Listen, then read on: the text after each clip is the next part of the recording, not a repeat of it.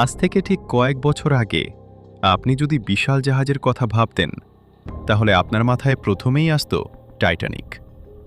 কিন্তু আজকের পৃথিবীতে এমন কিছু জাহাজ আছে যেগুলোর পাশে টাইটানিককে সত্যিই একটা ছোট নৌকার মতো মনে হয়। আপনি কি কখনো ভেবে দেখেছেন একটা জাহাজ কিভাবে ২০ লক্ষ ব্যারেল তেল নিয়ে সমুদ্রের ঢেউয়ের মধ্যে দিন রাত ভেসে থাকে কিন্তু উল্টে যায় না?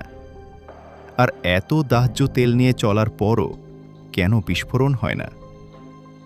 আজকের এই ভিডিওতে আপনি এমন কিছু ইঞ্জিনিয়ারিং রহস্য জানবেন যেগুলো জানার পর আপনার দৃষ্টিভঙ্গি পুরো বদলে যাবে। আপনি দেখছেন টেকনো এক্সপ্লেইনস। শুরুতেই একটা ছোট প্রশ্ন, আপনি কি মনে করেন টাইটানিক এখনও বিশ্বের সবচেয়ে বড় জাহাজগুলোর মধ্যে পড়ে? আপনার উত্তরটা কমেন্টে জানিয়ে দিন। ভিডিওর শেষে আমি এর আসল উত্তর নিয়ে ফিরে আসব। বন্ধুরা, টাইটানিকের দৈর্ঘ্য ছিল মাত্র ২৬৯ মিটার, কিন্তু আধুনিক সুপার ট্যাঙ্কারের দৈর্ঘ্য ৪৫০ মিটারেরও বেশি, অর্থাৎ প্রায় দ্বিগুণ। আর শুধু আকারেই নয়, ক্ষমতাতেও এই জাহাজগুলো এক একটা চলমান তেলের পাহাড়। একটা সুপার ট্যাঙ্কার প্রায় ২০ লক্ষ ব্যারেল ক্রুড অয়েল বহন করতে পারে। ভাবতে পারেন, এই পুরো জাহাজটাই যেন একটা বিশাল জ্বালানির ট্যাঙ্ক। আর এখানেই আসে সবচেয়ে বড় প্রশ্ন, এটা কি একটা ভাসমান বোমা? আপনি যদি এই ধরনের অদ্ভুত টেকনোলজি আর ইঞ্জিনিয়ারিং বিষয় জানতে পছন্দ করেন, তাহলে ভিডিওতে একটা লাইক দিয়ে জানান আর চ্যানেলটা সাবস্ক্রাইব করে রাখুন, কারণ সামনে আরও এমন ভিডিও আসছে। এখন আসি আসল বিষয়। প্রথমে আমাদের মনে হতে পারে জাহাজের ভেতরে একটা বিশাল ফাঁকা ট্যাঙ্ক আছে যেখানে সব তেল রাখা হয়। কিন্তু বাস্তবে যদি এমন হতো, তাহলে জাহাজটা বন্দরের কাছেই উল্টে যেত। এর কারণ হল একটি গুরুত্বপূর্ণ physics concept, free surface effect. ধরুন, আপনি একটা অর্ধেক ভর্তি পানির বোতল নিয়ে দৌড়াচ্ছেন। দেখবেন পানি একদিক থেকে আরেক দিকে ধাক্কা দিচ্ছে। ঠিক একইভাবে জাহাজের ভেতরের তেলও ঢেউয়ের সাথে সাথে নড়াচড়া করে। এই নড়াচড়া চড়ার চাপ এতটাই শক্তিশালী হতে পারে যে পুরো জাহাজটাই ভারসাম্য হারিয়ে উল্টে যেতে পারে। তাহলে ইঞ্জিনিয়াররা কি করলেন? তারা একটা বড় ট্যাঙ্কের বদলে পুরো জাহাজটাকে ১২ থেকে ১৫টা ছোট ছোট ট্যাঙ্কে ভাগ করে দিলেন। ফলে তেল আর একদিকে ছুটে যেতে পারে না, আর জাহাজ থাকে স্থির। এই পর্যন্ত শুনে আপনার মনে হতে পারে, ওকে, এখন তো সব সেফ। কিন্তু আসল ঝুঁকি তখনও রয়ে গেছে। ভাবুন, যদি জাহাজের নিচে কোনো পাথরের সাথে ধাক্কা লাগে।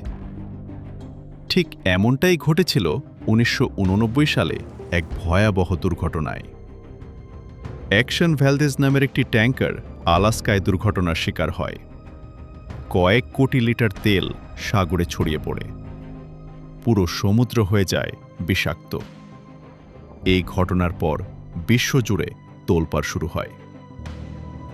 আপনি কি মনে করেন আজকের আধুনিক জাহাজগুলো এই ধরনের দুর্ঘটনা পুরোপুরি ঠেকাতে পারে? আপনার মতামত কমেন্টে লিখে জানান। এই বিপর্যয়ের পর ইঞ্জিনিয়াররা নিয়ে আসলেন ডাবল হাল প্রযুক্তি, মানে জাহাজের ভেতরে আরেকটা জাহাজ। বাইরের দেয়াল আর ভেতরের তেলের ট্যাঙ্কের মাঝখানে থাকে ফাঁকা জায়গা। ফলে বাইরে ফুটো হলেও তেল নিরাপদ থাকে। এছাড়া প্রতিটি ট্যাঙ্কের মাঝে রাখা হয় কফার ড্যাম, যেন এক ট্যাঙ্কের সমস্যা আরেকটায় না ছড়ায়। এখন একটা ইন্টারেস্টিং প্রশ্ন, জাহাজ যখন সব তেল নামিয়ে ফেলে তখন কি হয়? জাহাজ তখন অনেক হালকা হয়ে যায়, এতটাই হালকা যে ঢেউয়ে খেলনার মতো দুলতে থাকে। তখন সমাধান কি? জাহাজের ভেতরের বিশেষ ট্যাঙ্কে পানি ভরে তাকে ভারী করা হয়। এটাকে বলা হয় ব্যালাস্ট ট্যাঙ্ক। আপনি যদি এতক্ষণ ভিডিও দেখে থাকেন, তাহলে একটা কমেন্ট করে জানান, ইঞ্জিনিয়ারিং ইজ ম্যাজিক। দেখি কতজন শেষ পর্যন্ত আছেন। এই জাহাজে কিন্তু তেলের সাথে তৈরি হয় দাহ্য গ্যাস। একটা ছোট স্পার্ক মানেই বিশাল বিস্ফোরণ। তাহলে এটা ঠেকানো হয় কিভাবে? আগুন জ্বলার জন্য দরকার 3টা জিনিস: জ্বালানি, তাপ আর অক্সিজেন। ইঞ্জিনিয়াররা অক্সিজেনটাই সরিয়ে দিলেন।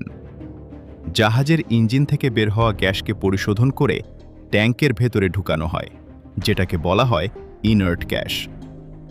ফলে ভেতরে অক্সিজেন থাকে না আর আগুন জ্বলে না। এক কথায়, ভাসমান বোমাকে বানিয়ে ফেলা হয়েছে নিরাপদ মেশিন। এরপর আসে তেল লোডিং এবং আনলোডিং। জাহাজের উপরে থাকে অসংখ্য পাইপের জঙ্গল, যাকে বলা হয় ম্যানিফোল্ড। কম্পিউটার সিস্টেমের মাধ্যমে প্রতিটি ট্যাঙ্কে সমানভাবে তেল ভরা হয়। একটুও ভুল মানেই ভারসাম্য নষ্ট। আর শীতের দেশে তেল জমে যাওয়া ঠেকাতে ভেতরে থাকে হিটিং সিস্টেম। বন্ধুরা, আপনি কি জানতেন একটা জাহাজের ভেতরে এত জটিল সিস্টেম কাজ করে? শেষ করার আগে একটা প্রশ্ন: আপনার কাছে সবচেয়ে অবাক লাগলো কোনো জিনিসটা? কমেন্টে লিখে জানান। আজকের ভিডিও থেকে আপনি বুঝতে পারলেন, বাইরে থেকে একটা সাধারণ জাহাজ মনে হলেও এর ভেতরে লুকিয়ে আছে অসাধারণ ইঞ্জিনিয়ারিং। এই সুপার ট্যাঙ্কারগুলোর কারণেই পৃথিবীর এক প্রান্ত থেকে আরেক প্রান্তে তেল পৌঁছাচ্ছে, আমাদের গাড়ি চলছে, ইন্ডাস্ট্রি চলছে। ভিডিওটি ভালো লাগলে অবশ্যই লাইক দিন, শেয়ার করুন আর টেকনো এক্সপ্লেইনস চ্যানেলটি সাবস্ক্রাইব করে রাখুন।